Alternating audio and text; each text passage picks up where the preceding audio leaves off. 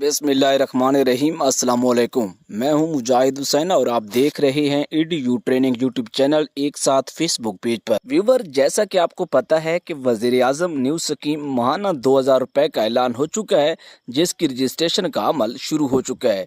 इसकी जो डिटेल्स इस वक्त मैं आपके सामने रखने जा रहा हूँ वो आपने भी कमेंट्स में ज़रूर बतानी है कि किस किस ने 786 पर 786 पर मैसेज किया और उसको जवाब आया, और किस किस का मैसेज जा नहीं रहा। इसकी क्या डिटेल्स हैं इसी वीडियो में मैं बताता हूं आपको। उससे पहले कि आपने चैनल को सब्सक्राइब नहीं किया तो सब्सक्राइब करके बेल आइकन को जरूर प्रेस करें। वीडियो को लाइक करके इसके मुतालिक हमें जरूर बताएं कि व्यूवर्स, इस हवाले से आपको परेशान होने की जरूरत नहीं है। 786 पर अगर मैसेज नहीं जा रहा या जा रहा है तो उसका जवाब नहीं आ रहा, क्योंकि 1 जून से इसका बाकायदा आपका जो है रजिस्ट्रेशन के जवाबात आने का सिलसिला शुरू हो जाएगा और इस प्रोग्राम की बाकी जितनी डिटेल्स आएंगी वो भी आपके साथ ईडीयू ट्रेनिंग के प्लेटफॉर्म से शेयर की जाएंगी।